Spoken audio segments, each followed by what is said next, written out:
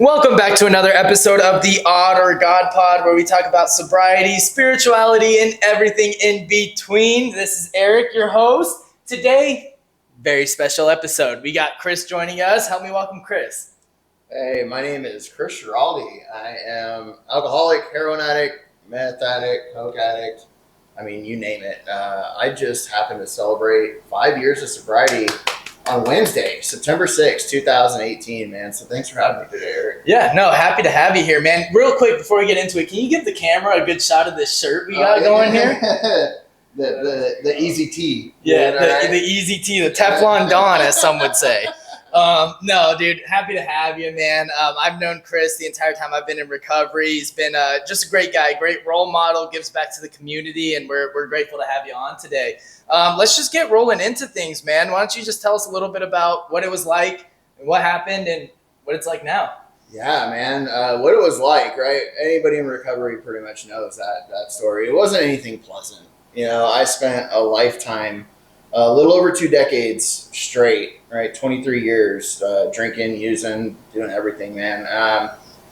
The beginning, it was all fun, of course, as it starts out. You know, I had a lot of, traumatic events happen during my life. Like when I was 18, my mom was diagnosed with ovarian cancer, and she died very shortly after that. Yeah, and I was already a full-blown alcoholic, though, at that point. But that was like the real downward spiral started after that, man. Drugs and alcohol stopped working, right, which led me to heroin, just to not feel. And that's when it all went downhill. I mean, I managed to keep an engineering job with an IT company for around 10 years while I was, in full-blown addiction, so which only fueled it even more, man. It wound up, in and out of jail. That was the only time I could actually get any kind of sobriety, was while I was incarcerated. I would go to jail, get that high hope up, like things are going to be different this time.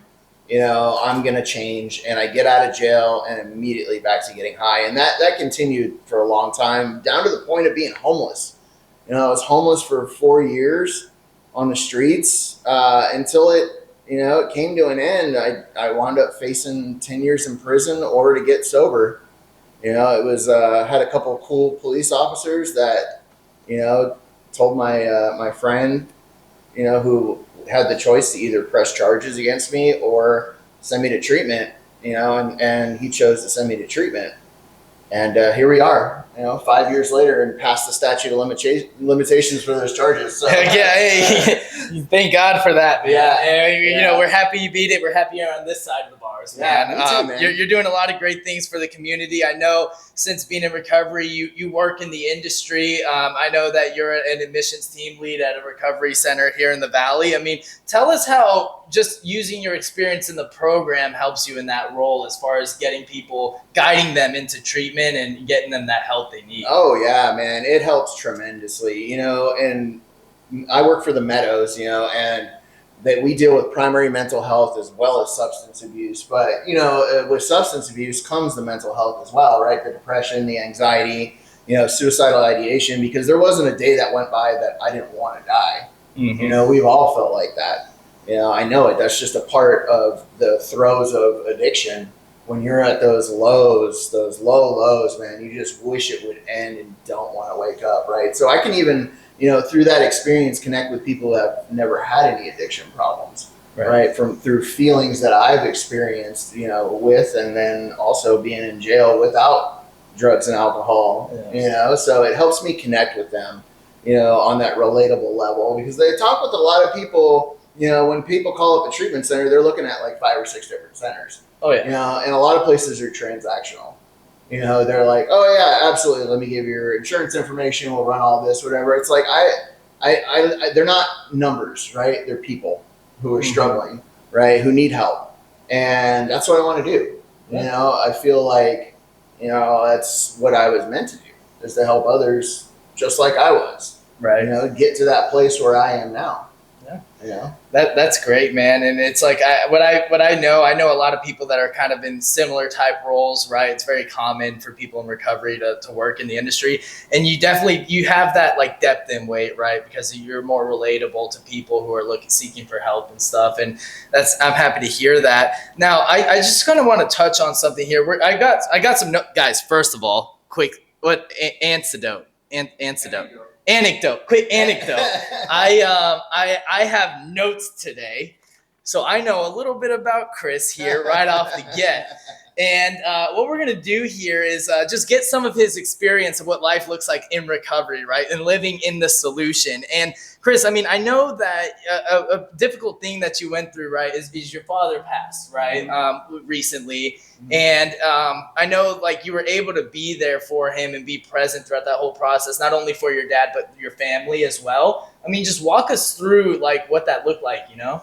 Oh man, dude. So in order to do that, I kind of have to give you a little bit of background about what got me sober. Remember, I told you my friend was given the decision to press charges against me. So with that, right, because this relates to my dad dying as well. I'll tie it in. Just give me a second, guys. All right. So I had wanted to quit using heroin. I couldn't stop shooting heroin and meth for a very long time. My best friend, the only bridge that I hadn't burned to the ground, found me on the streets. I was homeless, on 27th Avenue in Camelback. It was not a good place, kind of a war zone. Not great. No. But he found me and wanted me to, come stay with him, and get off of drugs. That's all I had to do was, stop shooting heroin, which I wanted to do. Seems simple. Yeah, dude. This is like a heroin addict's dream, right? At this point, like you can go to a house that's paid for, right, with no rent and all the weed you can smoke. Just got to get off of heroin, right? And then 2 months later, get a job and worry about rent and everything, right? And I had every intention of doing that, dude. And the first day I was there, I was super dope sick. And my buddy, who is a normie, had, I don't know where he got it from, but he had a bottle of liquid Ativan. And I was like, well, that'll do. I'm going to take a couple drops of this, every like 6 hours and get off of heroin. But I didn't have anything to measure it with. And so I kind of just took the bottle and, and it spilled into my mouth, and I'm not going to spit it out, Right. So I probably swallowed like a third of the bottle. I came out of a blackout inside of a Walgreens on Southern McClintock in a fist fight with a Walgreens employee. Yeah. And blacked out again, woke up back at my buddy's house with a pocket full of heroin and meth. Yeah. Mind you, I'm homeless and don't have a job, been unemployed for a very Where'd the money time. come from? Right, exactly. So I forged my best friend's check and stole his credit card while I was blacked out. I don't even remember doing it. Right. Hence the charges, right? That's where those were generated, right? Because I told my friend, like, he found out, of course. You tend to notice like a few $1,000s that's missing out of your account. Yeah. So I told him, I didn't know what I was doing anymore. Like, I'm hurting people and I don't want to. Like, I don't know what I'm doing. I have no control over what I'm doing whatsoever. And I was just broken. I was already broken, but this was the last little bit of fight that I had in me whatsoever that was just gone. And he said that if I really don't remember it, I'd call the police on myself. And I did. And it was those cops who decided to give him the choice to send me to treatment. So I get into treatment, do the steps. I make the amends to him, pay him back the money out of every paycheck that I had, right? I just gotten a year sober, and my dad gets diagnosed with malignant melanoma. And again, is that skin cancer? Yeah. Okay. Yeah. It was a really aggressive form of it too. And within 5 months, he was in hospice. So I am, right around 17 months sober mark, and in the hospital, in hospice with my dad. And I knew it was going to be his last day. He just wasn't doing good. And I sat there with him, holding his hands as he took his last breaths. And my best friend, the dude who I hurt, who I had ripped off, was in the hospital room with me. Like there. Like, yeah. It's I wanted to stop using drugs. That's all I wanted to do. Right. I had no idea, like, the magnitude, the depth, and the power that things like making amends could do, right? Because here in the same room is my father, who I put through years, decades of torment, right? With my mother dying, right? My mom had to watch me be a complete shit show when she's going through chemotherapy and dying, right? Like I'm taking her to cancer support meetings and to get chemo, and I can't stop from going to the bathroom to get high, right? During all of this, right? And waiting for her to come out, and I'm in the car getting high. I can't stop that, right? So my dad has to witness all this sober, and watch me do this, destroy myself, not be there for my mom, and then when my mom dies, I'm not there for my dad, right? And all the 20 something years of existence that we did not have any kind of relationship other than fighting, because it was me calling from jail, begging him to bail me out, or stealing from him, or taking anything that he owned to the pawn shop, right? And to have all that happen in the same room with him dying and my best friend, right? And be there, like that's something that that shows like the power of what like working a program, like a 12-step program, clearing that wreckage of your past, and just watching like those relationships be restored. Those are miracles that happen every day. Yeah, man. Right? And it's not just getting sober that does that, right? Because we stopped doing drugs. That's great and all, but we have a lot of damage to repair.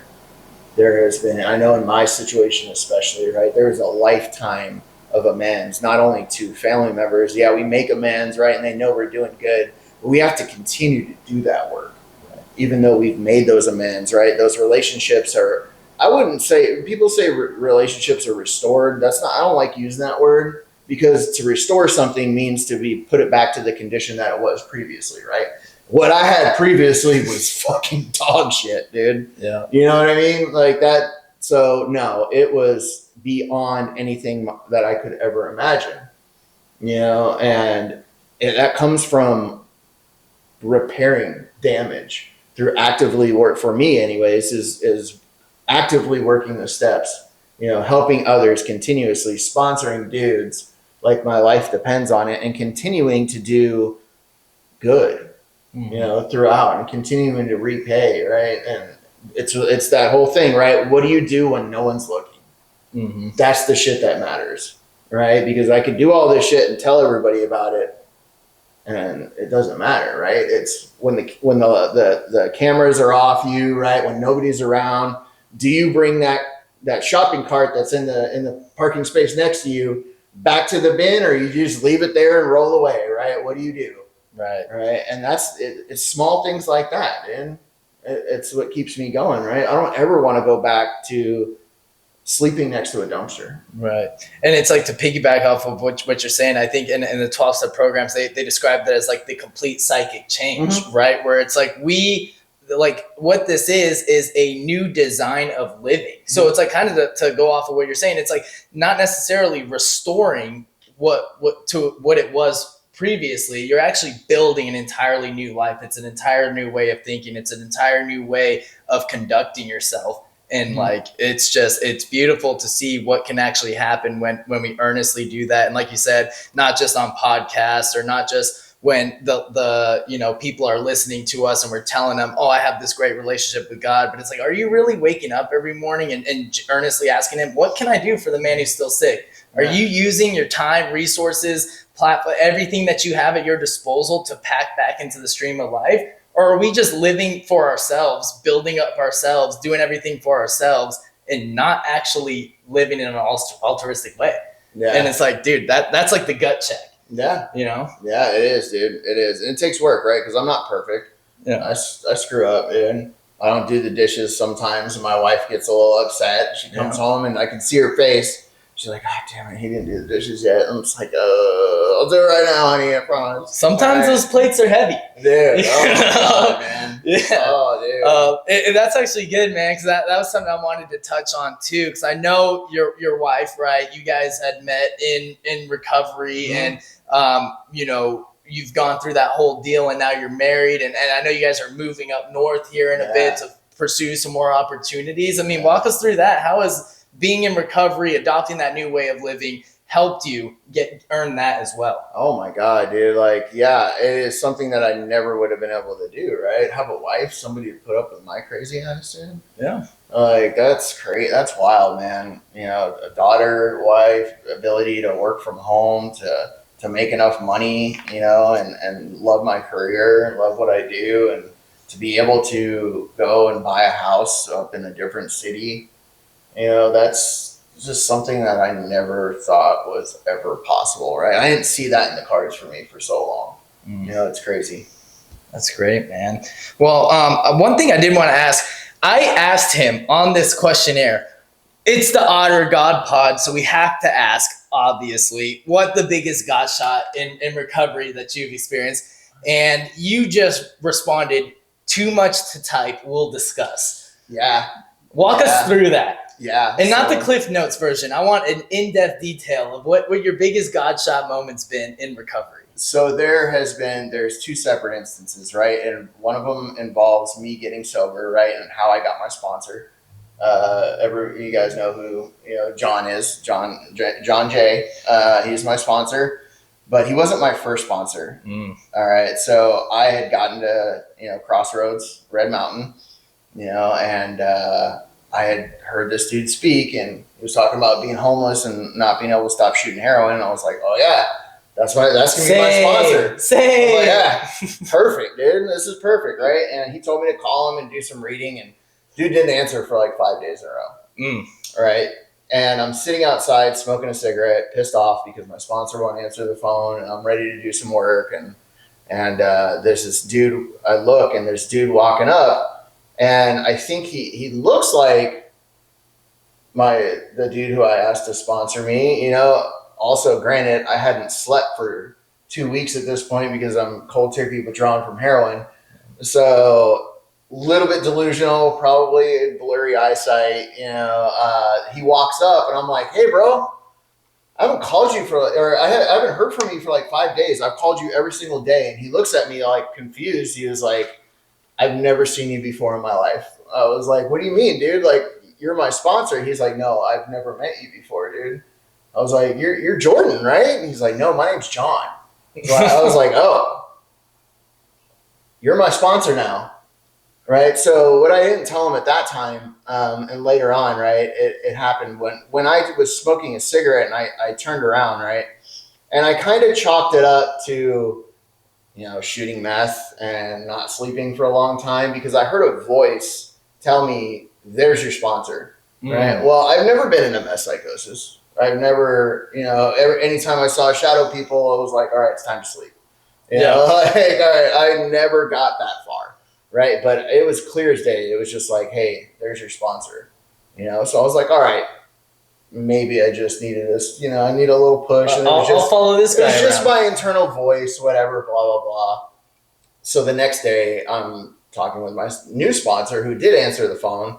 And he's telling me about how he was in Crossroads. You know, he's got 45 days sober. I did not know he only had 45 days sober at this time, you know, and been trying to get sober for almost a decade, you know, but God had different plans, you know, me picking a different sponsor. So he was telling me that he was in Crossroads, you know, watching this movie on his phone about a gambler. Right now, how many movies about gamblers are there?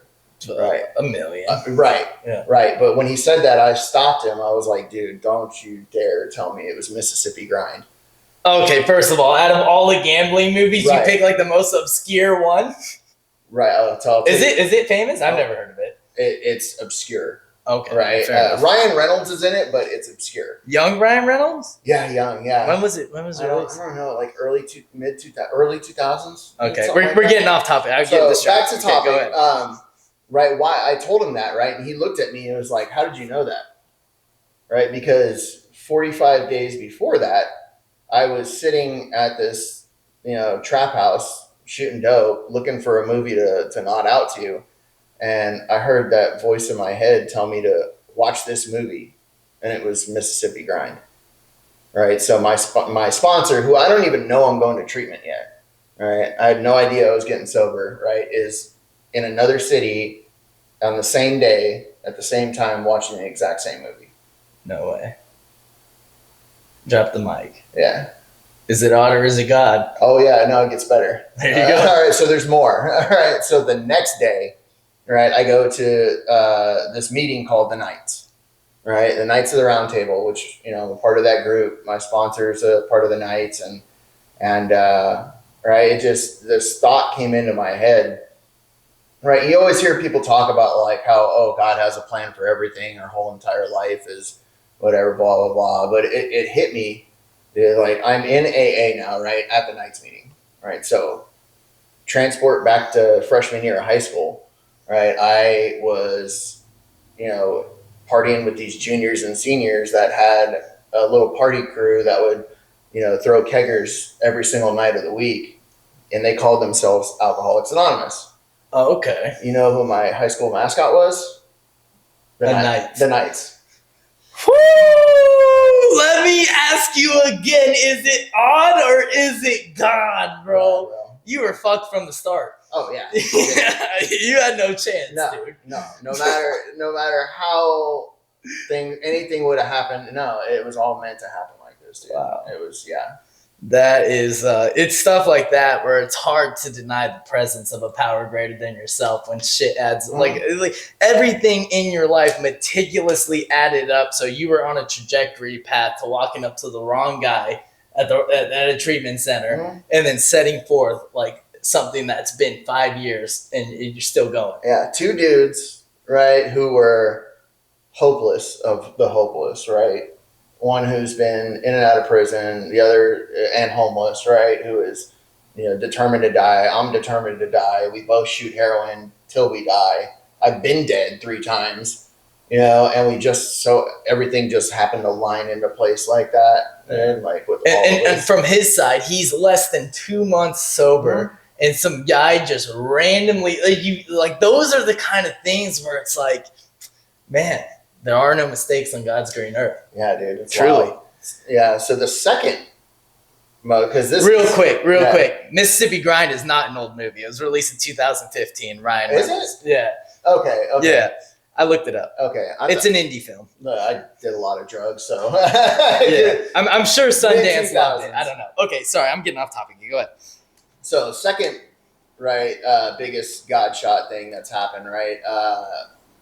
So this is the best dishonest thing that I've ever done, right? Buckle in. I conned my wife out of her phone number when I first met her, right? Do tell. So it leads into, right, the whole God shots thing, right? So my wife shows up, COVID is going on, right? My home group at the time, Sheriff's of Nottingham, is like one of the only meetings open because it's outdoors, right? And so my wife shows up to get her 1-year chip because it's like one of the only meetings open. Right. And I was like, oh, she's cute. Like, hey, you who just got your 1 year, like, do you want to get a service commitment? Like, we need new people to get, part of the home group to get service commitment. She's like, okay.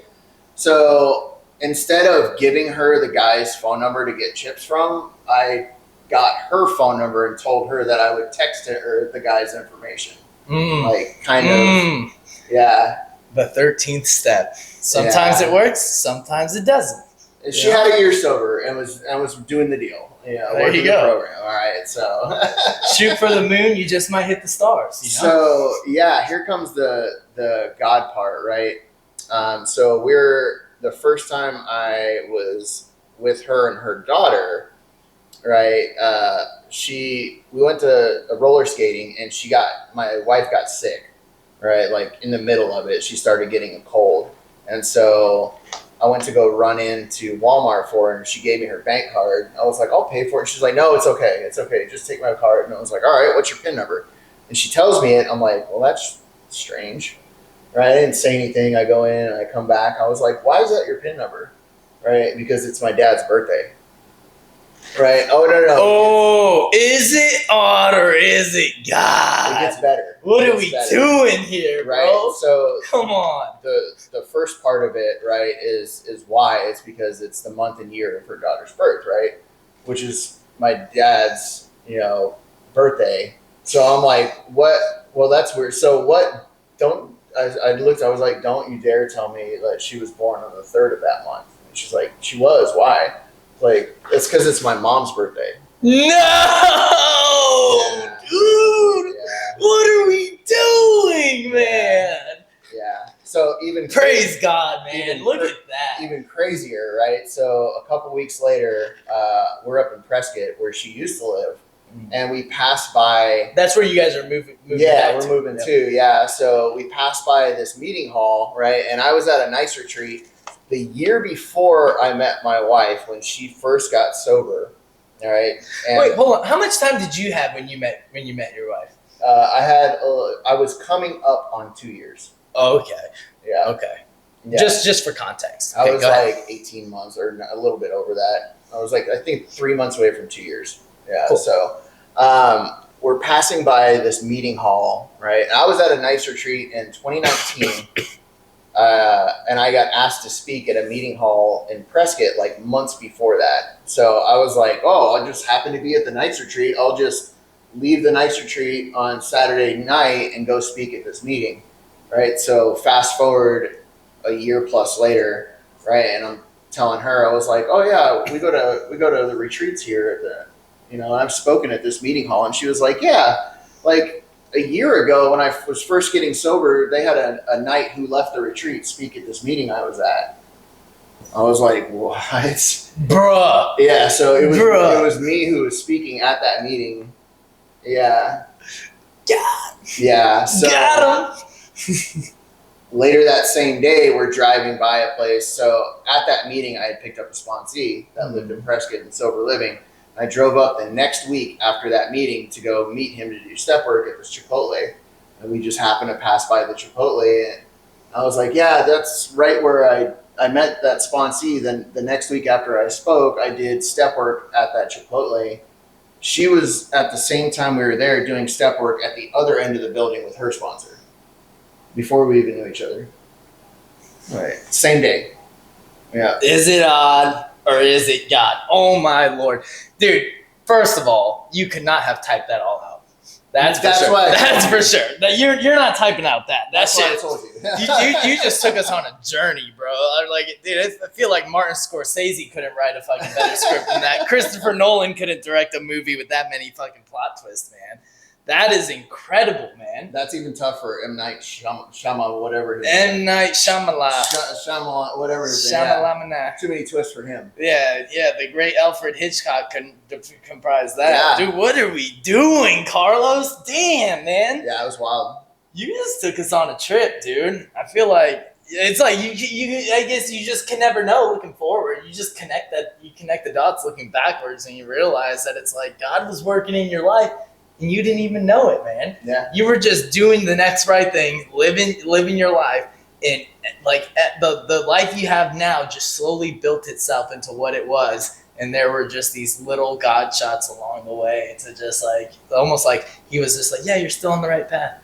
You're still on the right path, like mile markers. I tried to go off of that path too. So, Oh, yeah. So when I met my wife, right, when I conned her out of her phone number, right, I was in and out of this super unhealthy, toxic relationship, right? And when I met my wife, got her phone number, it was one of those stages where I was out of that relationship, right? And we became friends for like a month and a half, something like that first, because I decided that I was going to go try to make this other relationship work, right? And that whole self-will thing, right?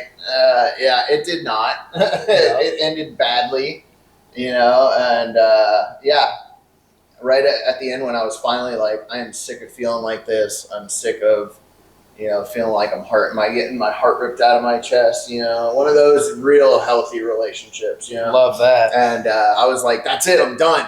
I'm not dating anymore. Like, that's it. Right. Finally, one of those surrender moments, right? Like, I'm tired of forcing this to work. Right. And 4 days later, my wife and I started dating, but I didn't ask her out on a date. It was like, we were sitting here, like hanging out as friends. And I kind of looked at her over like this, and she was looking at me a certain way. I was just like, what's going on right Let's now? get down to I was like, Yeah. what is happening right now? And then, so that was it. And we're married. We've been together for a little over 3 years. Yep. Wow. There's hope for me. That's what I got from that is maybe you never know, dude. Just hang out in the friend zone. Some of us make it out. Huh? Stop trying to force it. Yeah. Yeah. Quit swiping, dude. Quit swiping. Right. No, that's so good, man. Dude, that's like, I love hearing stuff like that, man. Because it's like everyone's just got like their own story, but it's like the constant and everything is like when we're doing what we should be doing, right?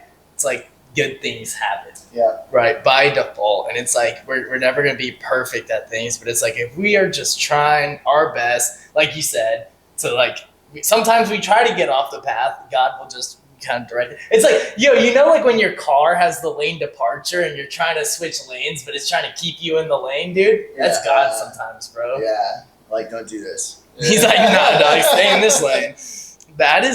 That's sweet, man. And I did want to ask too, you're somewhat of a fisherman of sorts, right? I know that's like a big hobby of yours. This is not recovery related. I'm just genuinely interested. I mean, tell us just a little bit about yourself, man. I mean, I know you like to fish. Also, wait, hold on. I'm sorry. I got off track. Before you tell us about fishing, you are traveling to Denver, Colorado next week. I am. And you are going to carry the message out there. I am. How did that come to be? I know you've shared in different states and you're super involved on that level of things. Talk us through that.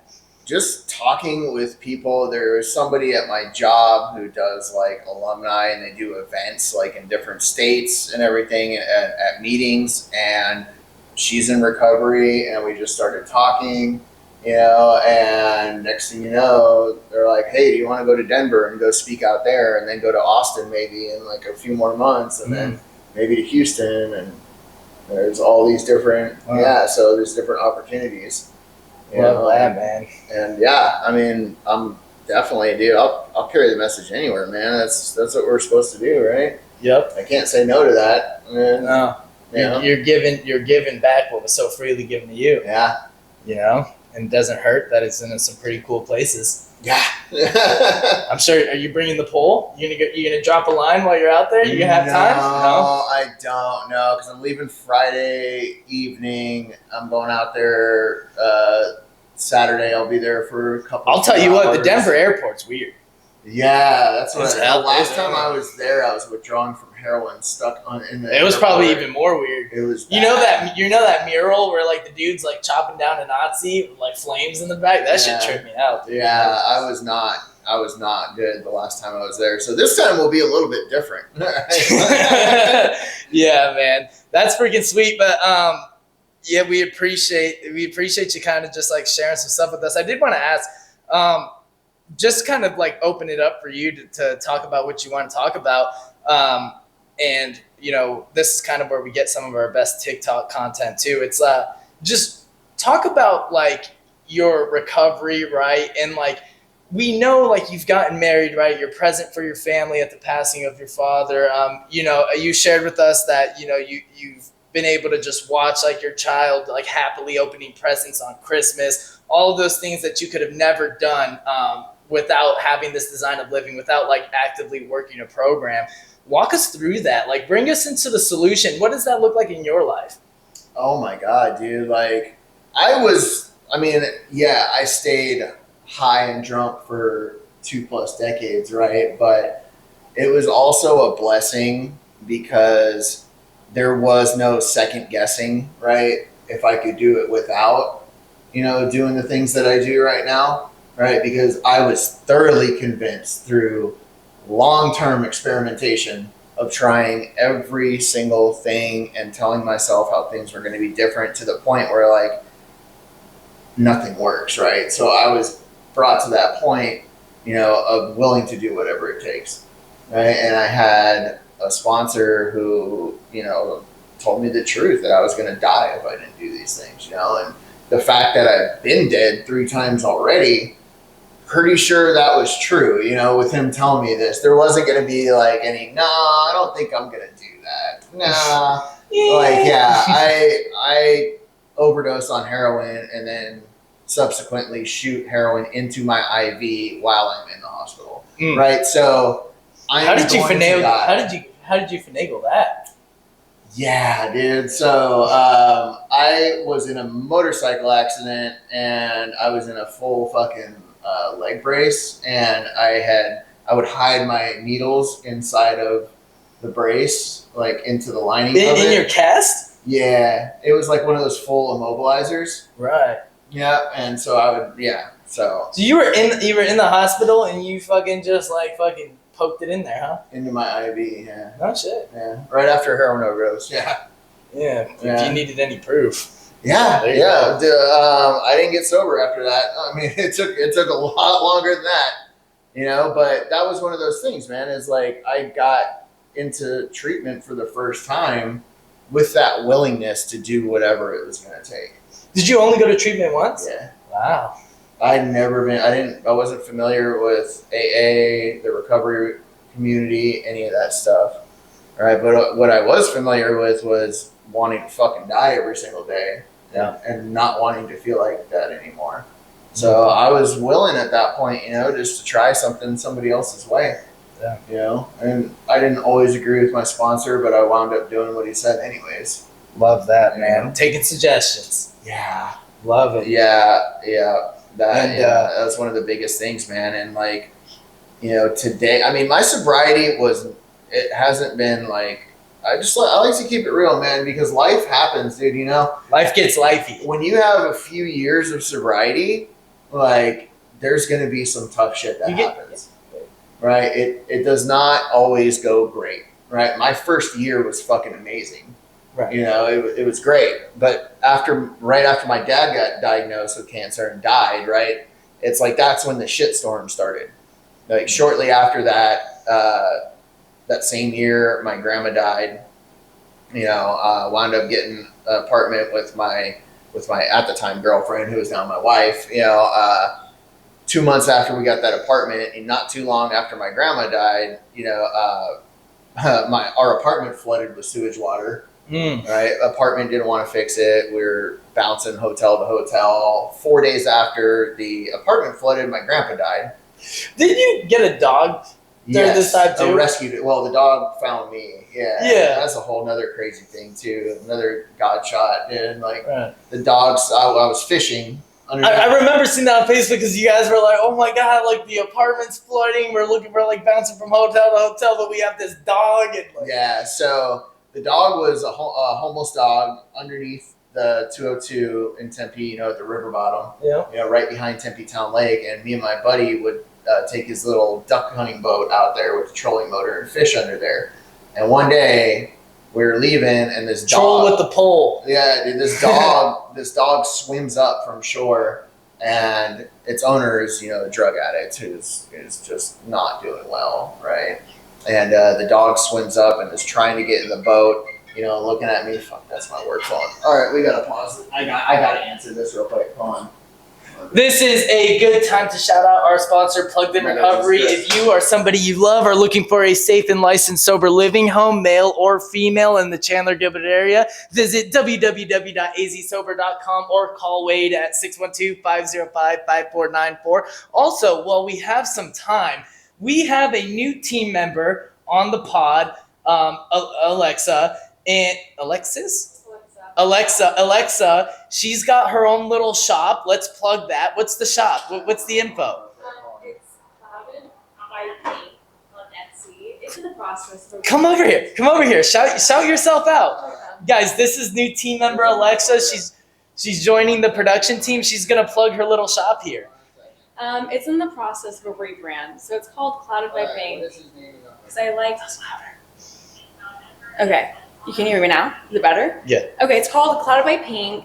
I actually thought of the name because I thought of it because I like I heard someone talking about the pink cloud at one point, which is like a big, huge thing in my thing. And I was like, yeah, I kind of like that. So I had a little thing going before, and now I switched it out and I just do like funny recovery things, like sayings like, all my friends are felons, and sleepy and sober, which everyone is. So Love that. What we'll do is we'll put a link on the screen if you guys are interested in checking it out. I kind of looked at it a little bit. It's some funny stuff, dude. What was it? Do MILFs, not drugs. Yeah, do MILFs, do DILFs, whatever you're into. Yeah, love it. So yeah, we just wanted to plug her a little bit while we have some time and welcome her to the team. Welcome to the Otter team. And we'll get back to our regular scheduled programming here.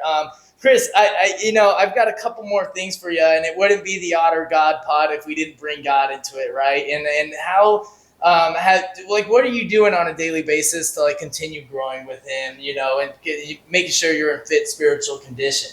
Yeah, so I wake up, upon awakening, like we're supposed to do, right? And I do some praying throughout the day. I kind of go back and forth, with different things. I definitely sponsor dudes all the time. I'm always active with sponsoring, but there's needs to be more prayer meditation in my life right now.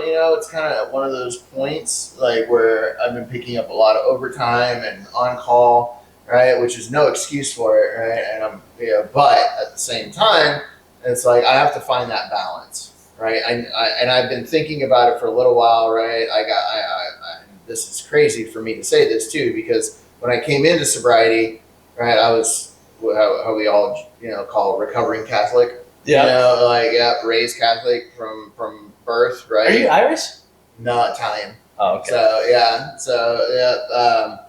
So I got into the rooms, right, and I always believed in God, but I knew I wasn't going to go back to Catholicism, but I never thought I would go back to church, right? And so here's another God shot, dude, right? So I forgot about this, right, until right now. My wife was going to this church in Queen Creek, because she used to live out there, and I was like, you know what, I'll go with her, whatever, right? And we go out there, dude, and the pastor just happens to talk about his birth date, right? Because it's coming up, right? His birth date is September 6th, which is my sobriety date. So I was like, all right. And then he brought fishing into his sermon, which is my big thing, right? How I love fishing, right? And so I was like, all right, I get it. I hear you. All right, God, I hear you. I'm listening. So I need to get back into church again, because we, of course, since I've moved, we live out in Cave Creek now, about to move up to Prescott, so I need to, get back into find a church that I like and that I can get involved with. Love that, man. A lot of good stuff here, and we appreciate you stopping by. I have one more question. This one's actually coming from one of our subscribers, good friend of the pod, Brad. He wanted to hear about the story of how you got your nickname Peanut Butter. Oh, God, we cannot talk about that on camera. No, everybody thinks it involves animals. It does not. Yeah, that's where my mind went. That's where everybody's goes. Is there a G-rated version for the pod? No, it involves strippers. Oh. I lived with a stripper when I was selling cocaine in Texas. I lived with strippers for 2 years. Massive amounts of cocaine and alcohol and strippers, and it's not what you think, though. It is not. You would never be able to. I'll tell you guys off camera when we do that, but you were just helping some girls out, make some money for college. Not even what you would think at all. They did not lick anything off of me or anything like that. It is completely different, right? But and so in telling my sponsor that, right, that because of my sex inventory, right, that is how he came up with my nickname from the nights, Peanut Butter. Okay, right. Maybe we'll finish that one off camera. Yes, we will. Love that. You gotta save face. This man is married. He's got children. We can't be putting that out there. We can't be putting that out there. This man's got a career to look after. He's traveling to Denver. Yeah. What are we doing? Yeah, my wife knows about all of the dirt. She's in recovery too. And I told her about all that stuff. So that's awesome, man. Well, hey, thanks for stopping by, dude. It was a great episode, man. That's awesome. Oh, I gotta finish the dog story. Oh shoot. Yeah, because I got my on-call phone rang, so I have the dog story. So the dog's swimming up to us in the boat, right? And its owner screaming at him, right? And the dog's trying to get in the boat with me and just looking at me with those eyes like, help me! Get me the fuck out of here! I was like, oh man, dude, I wish I could take you with me. I'm sorry, your owner wants to, right? So he finally, eventually turns back around and goes back to shore. 2 months later, right, I go to the spot to go fishing, right? I pull up in my car and I open the door and this dog flies in my lap, right? And is licking me to death, dude. And I'm like, I don't know if this is the same dog. Pit bulls look very similar, Sure. you know, brown and They white kind pit of they kind of bulls. look like land seals. Yeah, dude, exactly. Yeah. And so I was like, it could be, but the dog back then didn't have a harness on, and this dog has a harness and a rope attached to it. So I'm like, maybe this dog was just out for a walk and ran away. So I waited there like 20 minutes. Nobody showed up. Took the dog home. And I called my wife. I texted her. I was like, 911, you got to call me right away. You know, I'm like, hey, I'm bringing a dog home. You know, I found out the dog has a chip, right? Took it to the vet the next day, and of course I'm like sad. You know, the dog's just is an amazing dog.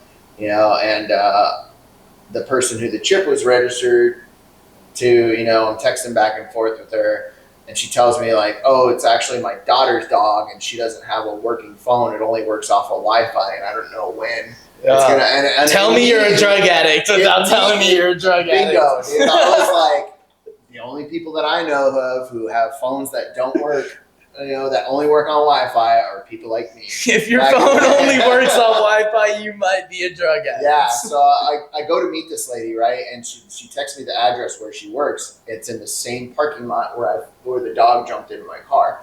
And I go to give her, nice lady, you know, we're sitting there talking, and I'm getting ready to walk away.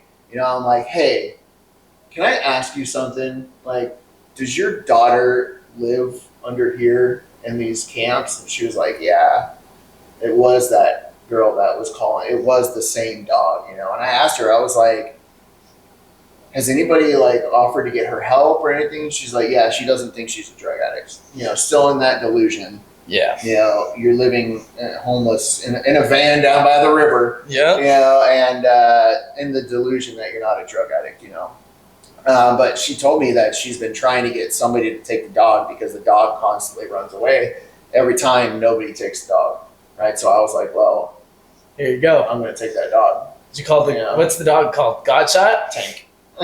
He looks like a little tank, you know? Love that. So you still have him?